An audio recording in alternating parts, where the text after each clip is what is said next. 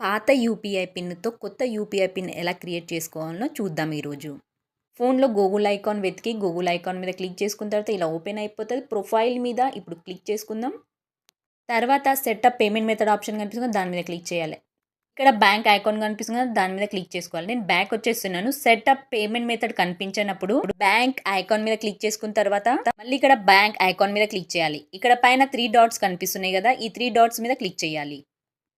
ఇప్పుడు ఇక్కడ పైన చేంజ్ యూపీఐ పిన్ కనిపిస్తుంది కదా! దాని మీద క్లిక్ చేయాలి. ఇలా పేజ్ ఓపెన్ అయిపోతది.